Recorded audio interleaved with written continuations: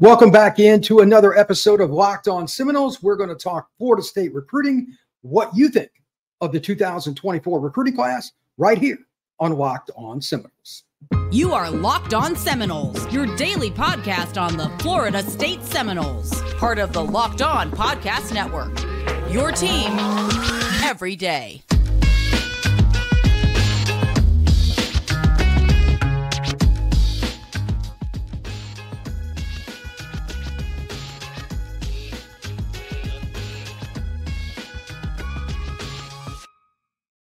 Welcome back into another episode of Locked On Seminoles. Today's live stream is going to be about which players you think Florida State has in the 24 class right now, not the kids that are uncommitted, that you like and why. If you have questions, I'm more than happy to discuss them. I'm going to go through some of my favorite players in the class. I've got a list up here on another tab. I'm going to kind of go over them as I talk through the show. I'll take your questions periodically. We'll discuss, maybe talk about, okay, Todd, the offensive lineman, which position does he play or positions? Talk about Wayne McCoy. How does Mike Norvell use him in the different spots for receiver? Because he could certainly play different ones, and he's a punt return guy as well. Basically, just want to give people a capsule as much as possible from a big box perspective about what Florida State has right now in their recruiting class and how it can get better and why this is so important long-term for the program. They hit the home run in this class because you just had a very good season, 13-0, you're a nationally ranked team, all those things. You should have a class like this, and here's the fruits of your labor. So we're going to get into that now. I'm going to start off just talking a little bit, and again, anybody can comment, ask a question whenever they want, fire away. I'm not here to really get too specific about it, but we will talk about some of these guys. I do really quick want to mention Prize Picks is today's sponsor on the show. Today's episode is brought to you by Prize Picks. Go to prizepicks.com/LockedOnCollege and use code LockedOnCollege for a first deposit match up to $100. Daily fantasy sports made easy. So the class itself is very interesting for me because you can look at it from a different perspective anytime you want to look at offense, defense, whatever, because there's so many guys that are versatile. Let me give you an example. Jaden Parrish is one of my favorite players in this class. He played down in South Florida in Palm Beach County at Atlantic High School. I saw him in the spring. I've seen his film, met him. This is a young man that's really soft-spoken off the field, but the way he plays middle linebacker changes your perspective, and it makes you think a little bit more Mickey Andrews and old school Florida State because he plays downhill, and that's obviously what you want a middle linebacker to do. But at the same time, he's a young man that I was surprised. He plays hook curl and all the flat stuff in zone pretty naturally. And he can turn and run and sink his hips and change direction for a guy that's a little over 200 pounds quite well.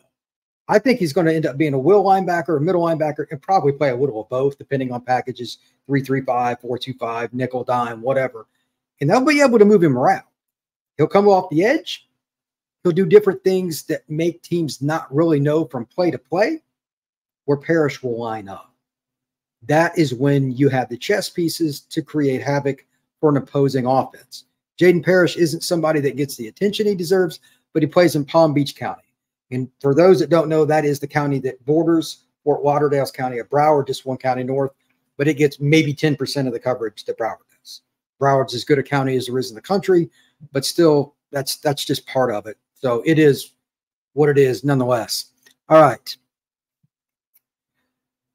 I'm fine with the class, says Vaughn Meyer Jr. Well, I am too, but what specifically do you like about it is what I'm looking for more than anything.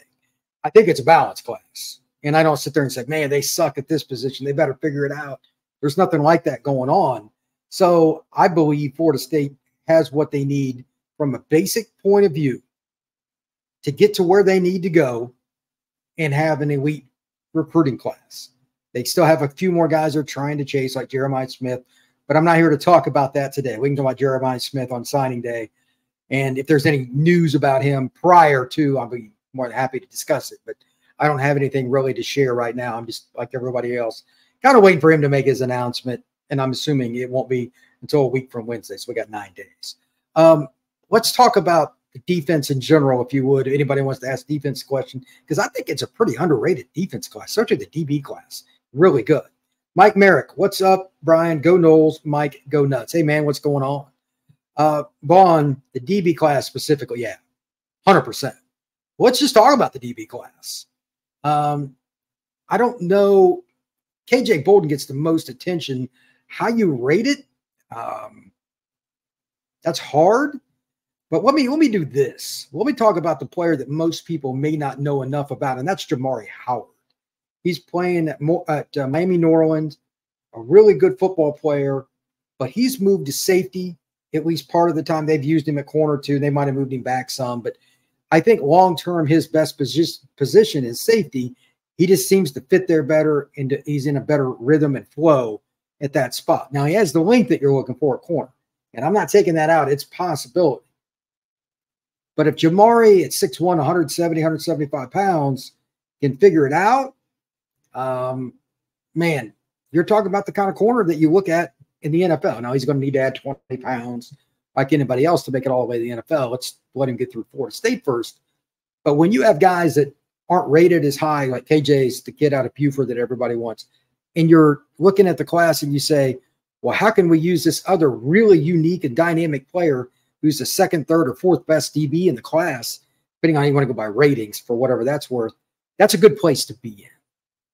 Florida State has options. They could play him free safety, strong safety, probably either one of the corner spots. It will work itself out. Also, Ricky Knight is a corner, another kid from Palm Beach County, ironically, that is a really good football player. It's more of a pure corner, but he could play safety if you wanted him to. He has good ball skills. Again, versatility. So, yes, without question, Florida State has a DB class that I think is as good as any in the country, and I don't think there's one better off the top of my head.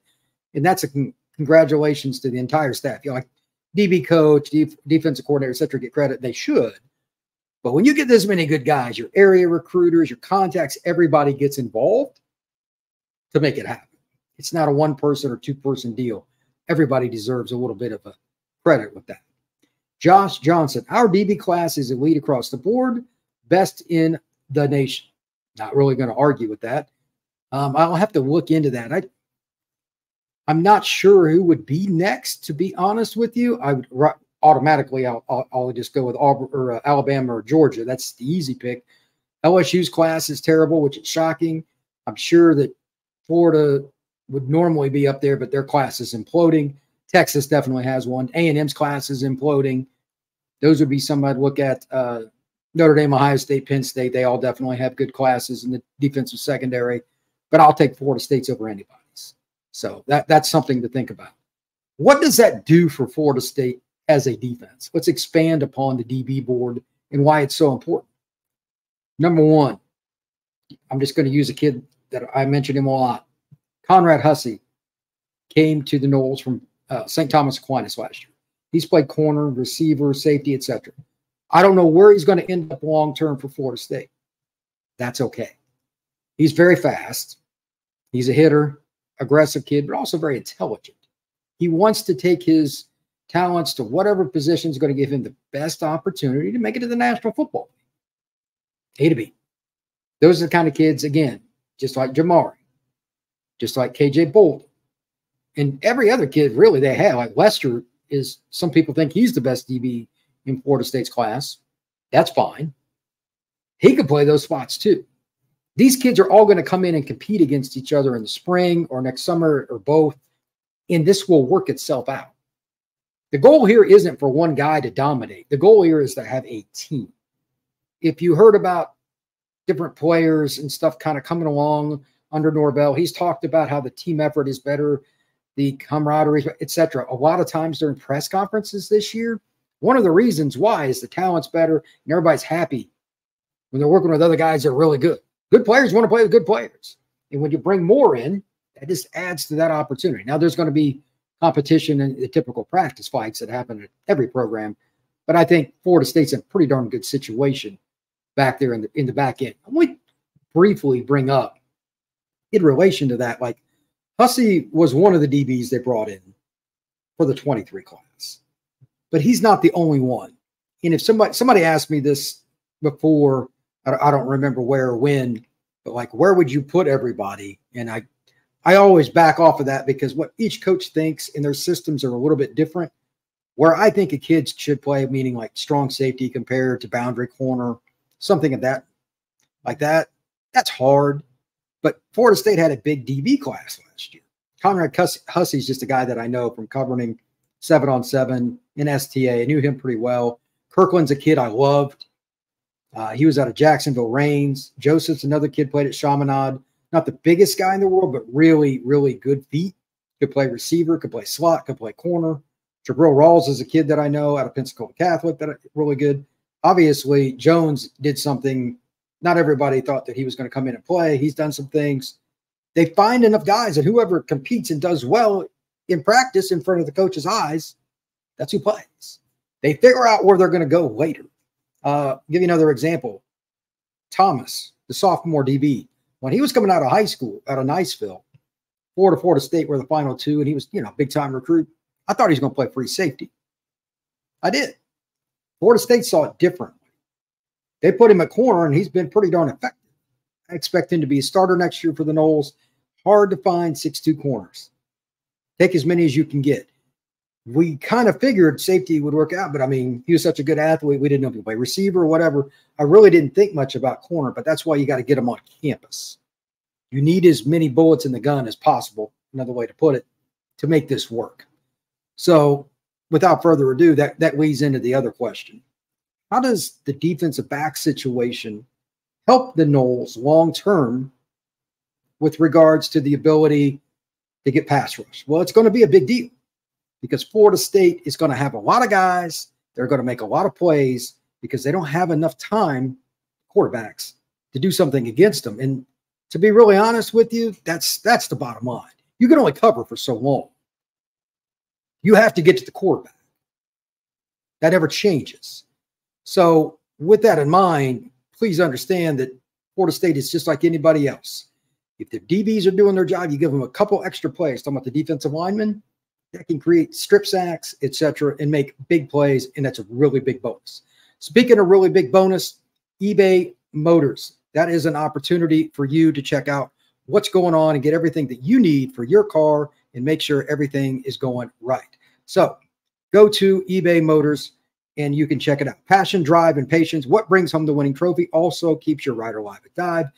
eBay Motors has everything you need to maintain your vehicle, leveled up to peak performance, superchargers, roof racks, exhaust kits, LED headlights, and more. Whether you're into power, speed, style, eBay Motors has got you covered. With over 122 million parts, that's a lot, for your number one ride or die, you'll find a way to get exactly what you're looking for. eBay's guaranteed fit. Your part is guaranteed to fit your ride every time or your money back. Because with eBay Motors, you're burning rubber, not cash. Keep your ride or die alive at ebaymotors.com. Eligible items only. Exclusions apply. eBay guaranteed fit. Only available with United States customers. All right. Let's talk a little bit more about that. If anybody has any questions on the pass rush, I think that's one of my biggest concerns for this next year. You're going to lose Verse. Can't just replace him. That's why the DBs are so important. They might have to get a few more coverage sacks. That's fine. But really what you want is about 2.5 seconds, quarterback takes his last step, and he either immediately gets rid of it or he gets hit, or both.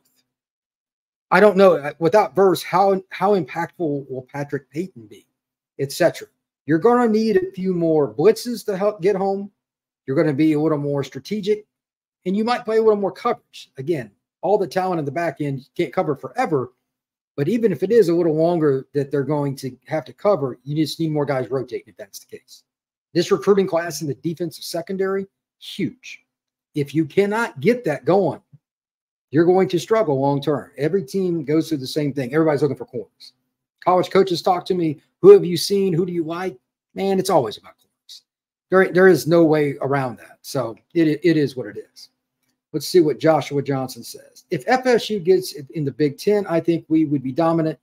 That conference, when you look at Ohio State, who is soft as hell, and Michigan, who lives on defense and a running game, that want to work against them. That won't work. Look, I don't agree that Ohio State is soft as hell. I don't know where you get that at. They're pretty physical up front. Offensive line's not necessarily great, but that's atypical of them. And offensively, they'll figure it out. They'll get better at quarterback. Michigan's weird. The Michigan comment, Josh, I don't know how to grade them because they had really a 2-game season. Penn State and Ohio State, their schedule was garbage, horrendous. I have no idea how to grade them. They're very well coached and they execute and all that, but it would be interesting if Florida State did go to the Big Ten. We need a quarterback. Well, everybody needs a quarterback, Mr. McMillan. And I don't know who it's going to be in the transfer portal. I've kind of went over that. You can check out some of those pods. I'm at the point now I'm just kind of waiting for somebody to announce. There's going to be a dwindling, if you will, between Monday and Friday. I would guess out of the top 10, 12 quarterbacks, 6 or 7 of them at the latest will be committed to a school by Saturday. That's my guess because you don't want to lose your spot. It's usually only one, so that's something to think about. We need a portal quarterback. We know that. Let's see. Do not lose KJ Bolden. Well, Florida State is certainly trying, but Auburn's trying to flip him. I'm sure Georgia is as well. Since we're on the DB topic, yeah, that's something that's going on. I mean, you're going to lose sometimes big-time recruits. Auburn's going after him. I don't know how many in-homes he's going to take. I don't know if he's going to push it beyond signing day. My guess is he's going to enroll early. He's the safety / all-around athlete for Buford High School, just northeast of Atlanta. Huge, huge program in terms of success, sending recruits out and winning state titles. So we'll see, but Florida State is certainly trying to do everything they can to keep him in the class. If we lose Bolden, just go ahead and fire Patrick Surtain as well. No, that is ridiculous. They have the number 1 DB class in the country. That's utterly ridiculous. Any news on Jeremiah? Not really. I mean, I've heard about 5 different things in the last day. I've given up, so I'm not really going to go into what I've heard. It's just spreading randomness. When he commits, he commits. I'm done. Unless I get something like directly from his camp or something, I have no interest. I've literally heard so many things that are so far apart that I don't even want to discuss it. When he signs, we'll know. And I know the kid and some of the people around. I'm done. Love your podcast shows. Thank you, William. I appreciate it. KJ Jack the Great. Do we get a veteran receiver? They better. Switching over to the offensive side of the ball, talk about the portal here. That's a big deal. That's a really big deal. Florida State cannot be in a situation where they go into next season I'm assuming KJ and some of these guys are on that recruiting. That'll take care of itself. We'll get back to that in a second. But losing Keon Coleman, Johnny Wilson, those kind of guys, Shaheem Bell, that's all the kinds of players I expect. We'll see. I haven't even begun to look at Florida State's list for who's announced for the NFL draft and all that. I'm so focused on recruiting right now. I'm not beyond quarterback. I'm not paying attention to it. Quarterback overwhelms me by itself. It is insane how much stuff I go through on a daily basis, texts, getting communication from other people that are in the industry. But the receiver thing is next. It really is, because I think if you have an elite, not the receiver position, but an elite wide receiver that everybody has to know where he's at or on every play, changes your offense. It's not about receiver depth.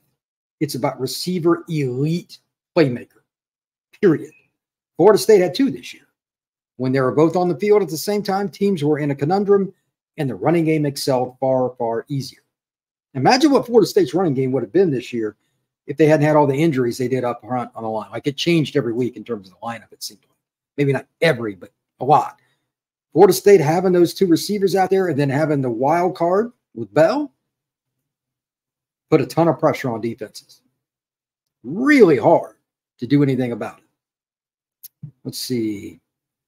John Decker asks, would a Jeremiah Smith, Hakeem Williams get us into the playoffs without an elite quarterback?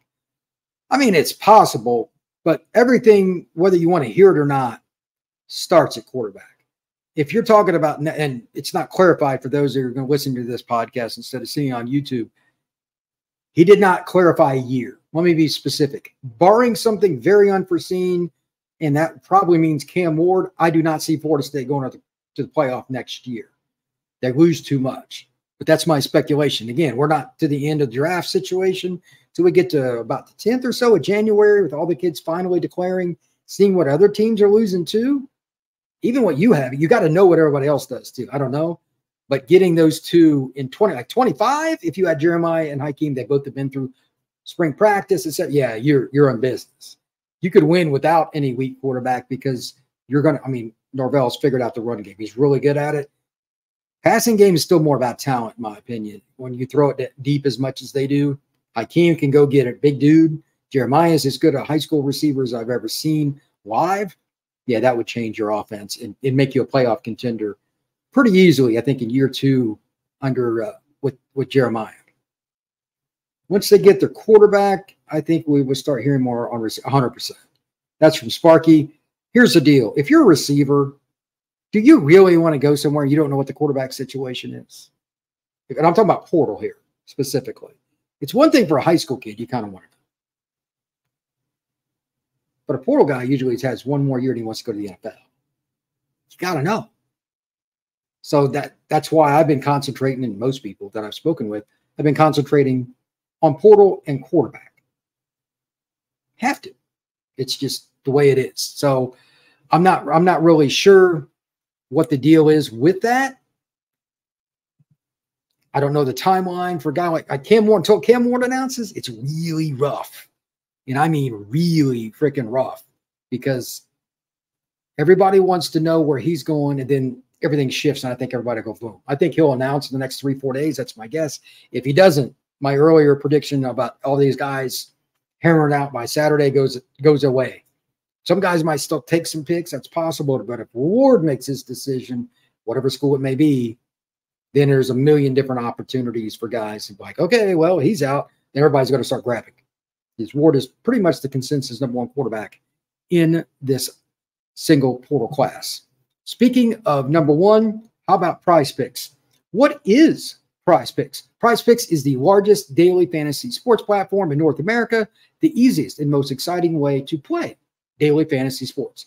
You against the numbers instead of battling thousands of other players, sharks, and different people that just sit around with spreadsheets. It is you picking numbers that go like over 80 yards, 1 interception or less, etc. Those kinds of things are pretty simple. It is your projection, and you can do combinations as well. With basketball season here, you can now pick combo projections across football and basketball in the Specials League. Also, if a player gets hurt, like in the first half of a football game, you get an insurance with that and you're rebooted. So with that being said, go to prizepicks.com/LockedOnCollege and use code LockedOnCollege for a first deposit match of up to $100. That's prizepicks.com/LockedOnCollege. Use code LockedOnCollege for a first deposit match of up to $100. All right. Let's talk a little bit about some of the different players that you want to hear about. Whatever you want, we're going to get into some questions. I know I got a few to get to, but please fire away with anything that you want to ask. Defense, offense. Give a comment about the class. If you think if you watch film, feel free. All right. What are your thoughts on Luke? Will he be the guy in the future? All right, Mr. Broccoli. We're talking about Luke Kromahawk here. I've seen him play numerous times, mostly 7-on-7, but I did make the trek up to Savannah this year to see him play live. Here are the things that I like about Luke Kromahawk overall.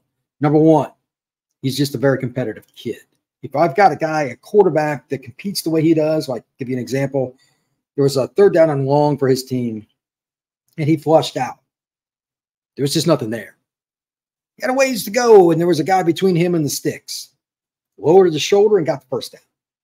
Those kinds of plays are oftentimes the difference between winning and losing. Some quarterbacks won't take the contact. Luke Kromahawk will. That's #1. #2, he's got the arm. I was standing next to him, talking to him pregame at Benedictine Military Academy up there in Savannah, and he's just kind of going through, getting loose. After about 10 or so passes, he had to have this little drill where he kind of goes forward but to his right and just throws off his front right foot, like everything awkward, just completely intended to be awkward. He's throwing it 40 yards hard, like not like this, but like this. That's just natural arm strength. And I mean, he's a pretty strong kid, but he's still lean too. He's built more like a basketball player than he is a football kid in a lot of ways. He's 6'3", 6'4". I love his arm strength. Finally, he will throw short, intermediate, or deep in the middle of the field between guys. He's starting to understand scheme a little bit. Now, as a young player, that's going to cost him at some point. He's going to get some picks. It's going to happen. I think by his sophomore year, he'll compete for the starting job, but he's going to be able to make those throws between guys. I've seen him do it several times, high school level and 7-on-7, and that's the difference. Anybody can throw to the perimeter. There's fewer guys to get around. Quarterbacks that get paid in the NFL can throw to the middle of the field. I think Kromahawk has that ability. So I like him. He fits Norvell's system. He can run RPO. He'll take off and scramble. He can move in the pocket, extend a play, all the things that you hear about in terms of a modern quarterback. Luke Kromahawk fits that. Josh Johnson, not worried about losing KJ or any of these other young men, just enjoying the process, and I think we will close strong on these guys.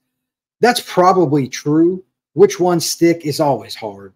I get people ask, like, when do you know about this stuff usually? And I tell people the same thing all the time. If KJ Bolden called me right now and said, I'm definitely going to Florida State, that would be great. He could do that. I still wouldn't believe it. If you're still taking visits or talking to other coaches, I'll wait till you sign. That's my perspective. It has nothing to do with KJ. I like KJ. This is in general, and this is something I thought about for years. This is not a new thing. If you're still talking to teams in December, it's a signing day deal. Period. That's my take. John Decker. Any idea how Norvell thinks our starting running back will be next year? That's a great question. I was talking to somebody about that yesterday, actually. I assume Tofili will be back. I mean, you never know. But the transfer portal, I haven't heard anything. But I'm just saying, to me, anybody is a possible transfer. That's the era we're in. I would want to start him because he can catch the ball. He's a good runner between the tackles despite being not, biggest guy. And he can hit the home run. He had big plays this year when he scored from a screen or a draw, anything. He can go 50 yards and score. That changes how defenses manipulate their board, their players, their play calls, whether they play a little more conservatively, not come after your quarterback. They're afraid to blitz because if you throw a screen, he's gone. He can change games without touching the football. Not every skilled guy can do that. I would go with Tofili, but that assumes he is back. A.J. Duffy has transferred Mr. Decker, and Duffy is not very good. I don't know what happened there, but he was never a factor at Florida State. Josh Johnson, we will have a 12-team playoff next year, and our schedule is not crazy hard. At worst, we go 9-3, 10-2. I wouldn't push that, man. There's a long way. I'm just going to say this. I'm going to say this every year at this time. Do not count your eggs for next year until after. Don't even think about it until after January 15th. Here's why. Transfer portal, it ends on January 2nd. And on the 15th, unless the date, it's right around there for the NFL draft, guys leaving early. People that you and I think should come back to college often don't because all they care about is getting some kind of money. Your roster is going to change in ways you do not expect every single year. Let's wait until this coming January to think about it. But right now, I do not see Florida State as a playoff team necessarily unless they get one of these big-time quarterbacks. And I have no idea where they're going. I'm just looking at it objectively, but they get Cam Ward. Absolutely. How's it going today? When are we going to get some transfer commits locked up? I think this is Torrey Sims. I think it'll be end of the week. I think that'll start happening. I know there's defensive players, offensive players, et cetera, every position, but quarterback gets so much of the attention. And again, because of recruiting, I'm working on all these recruiting profiles and writing up stuff, all these notes, how I would rank guys, coming like who's got the best class at a tight end or defensive line, whatever it is. I haven't really looked at the portal until we talk about quarterback. That's the only thing I've been following at all in the portal. Anything else is just kind of like sidebar news. I don't have enough time. So I'll know more, just like everybody else, by the weekend. But again, like receiver, are you going to pick a school if you don't know who the quarterback's going to be next fall? In any instance, it's not a Florida State question. No matter who you are, Wake Forest, to Washington State, it doesn't matter.